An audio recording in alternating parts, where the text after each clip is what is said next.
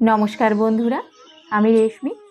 Ultimate motivation YouTube চ্যানেলে আপনাদের সবাইকে স্বাগত জানাচ্ছি। বন্ধুরা, আসছে রাধা অষ্টমী। এই রাধা অষ্টমীতে দুর্লভ দুটি শুভ যোগ তৈরি হবে। কবে পড়েছে রাধা অষ্টমী? কোন সময় পুজো করলে আপনার মনস্কামনা পূর্ণ হবে? আর কতক্ষণই বা থাকবে সেই পুণ্যতিথি? সেই সমস্ত কিছু জানার জন্য আজকের সম্পূর্ণ ভিডিওটা অবশ্যই মন দিয়ে দেখতে হবে। আর ভালো লাগলে একটি লাইক অবশ্যই দেবেন, আর আপনার পরিচিতদের মধ্যে ভিডিওটি শেয়ার করে দেবেন, যাতে সকলেই এই ভিডিওটির মাধ্যমে উপকৃত হতে পারেন। চ্যানেলটি সাবস্ক্রাইব করার অনুরোধ রইল। চলুন তাহলে এবার ভিডিওটি শুরু করা যাক। রাধা অষ্টমী রাধা জয়ন্তী নামেও পরিচিত। শ্রীকৃষ্ণ জন্মাষ্টমীর 14 দিন বা 15 দিন পরে রাধা অষ্টমী পালন করা হয়। এই বছর রাধা অষ্টমীর দিনে রবি যোগ তৈরি হচ্ছে। ভগবান শ্রীকৃষ্ণের পরম প্রিয় রাধারানীর জন্ম ভাদ্র মাসের শুক্লাপক্ষের অষ্টমী তিথিতে। এই কারণে প্রতি বছর রাধা অষ্টমী পালিত হয় এই তিথিতে। রাধা অষ্টমী রাধা জয়ন্তী নামেও পরিচিত। এই বছর ভাদ্র মাসের শুক্লপক্ষের অষ্টমী তিথি 10ই সেপ্টেম্বর মঙ্গলবার রাত 11টা 11 থেকে শুরু হচ্ছে এবং এই তিথি থাকছে বুধবার 11ই সেপ্টেম্বর রাত 11টা 46 পর্যন্ত।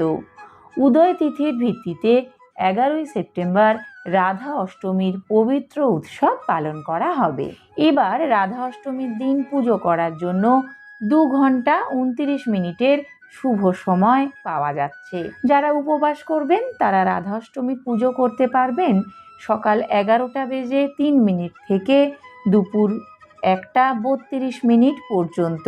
রাধা অষ্টমীর পুজো কিন্তু দুপুরবেলা হয়। এই বছর রাধা অষ্টমীর দিনে দুটি শুভ যোগ তৈরি হচ্ছে। রাধা অষ্টমীতে সকাল থেকে রাত 11টা 55 পর্যন্ত প্রীতি যোগ চলবে। এরপর থেকে আয়ুষ্মানের জন্ম হবে। রাধা অষ্টমীর পুজো হবে প্রীতি যোগে, যেখানে রাত্রি 9টা 22 রবি যোগ গঠিত হবে এবং 12ই সেপ্টেম্বর সকাল 6টা 5 পর্যন্ত চলবে। রাধা অষ্টমী উপলক্ষে উপবাস ও পুজো করলে জীবনে সুখ ও সমৃদ্ধি আসে। রাধা কৃষ্ণের আশীর্বাদে আপনার জীবনের সকল দুঃখ ও দুর্দশা দূর হয়ে যাবে। বন্ধুরা, কৃষ্ণ জন্মাষ্টমীর মতো শ্রী রাধারানীর জন্মবার্ষিকীও দেশ জুড়ে উৎসাহের সঙ্গে পালন করা হয়।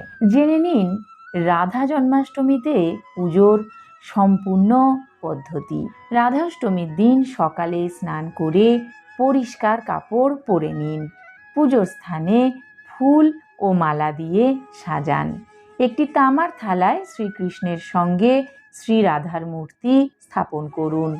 রাধাকৃষ্ণের মূর্তিকে পঞ্চামৃত দিয়ে অভিষেক করবেন। সুগন্ধি ফুল চন্দন অর্পণ করে জল নিবেদন করুন।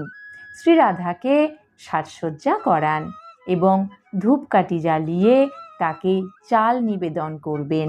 এভাবেই শ্রী রাধিকার পুজো করুন। ফুল ও ফল নিবেদন করুন এবং অন্ন অর্পণ করবেন। সবশেষে রাধা কৃপা স্তোত্র এবং রাধা চল্লিশা পাঠ করবেন। তারপর শ্রী রাধিকার আরতি করুন। পুজোর পর উপবাস ভঙ্গ করুন এবং ব্রহ্মচর্য পালন করুন। বন্ধুরা, সনাতন ধর্মে রাধা অষ্টমীর বিশেষ তাৎপর্য রয়েছে। রাধা অষ্টমীর এই শুভ দিনে কিছু বিশেষ ব্যবস্থা আপনি যদি অবলম্বন করতে পারেন তাহলে তা খুবই শুভ বলে মনে করা হয়। রাধারানীকে মা লক্ষ্মীর অবতার হিসেবে মনে করা হয়। তাকে ছাড়া ভগবান শ্রীকৃষ্ণ অসম্পূর্ণ।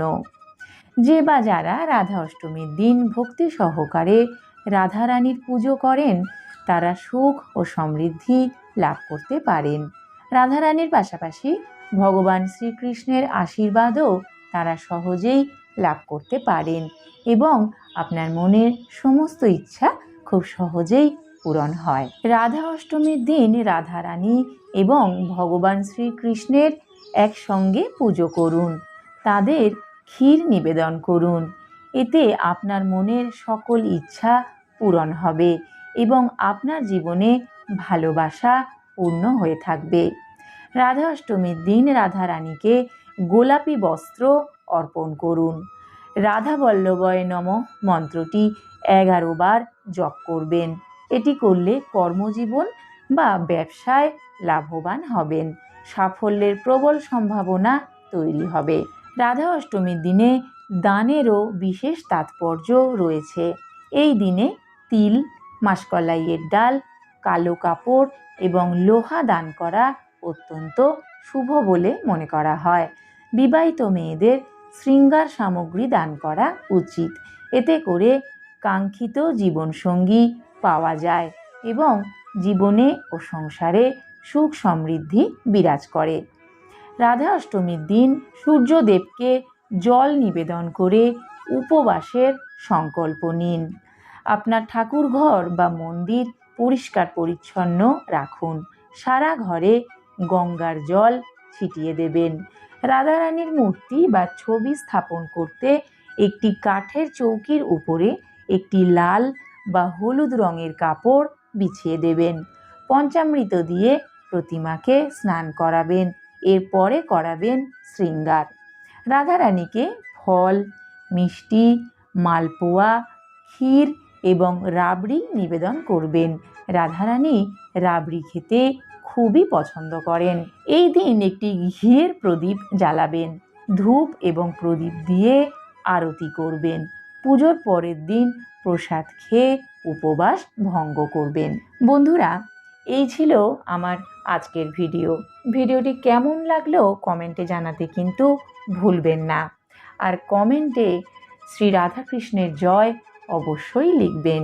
ভিডিওটি ভালো লাগলে একটি লাইক অবশ্যই দেবেন, আপনার পরিচিতদের মধ্যে শেয়ার করে দেবেন, যাতে এই ভিডিওটির মাধ্যমে সকলেই উপকৃত হতে পারেন। চ্যানেলটি এখনও না সাবস্ক্রাইব করে থাকলে সাবস্ক্রাইব করার অনুরোধ রইল। সম্পূর্ণ ভিডিওটি দেখার জন্য অনেক ধন্যবাদ।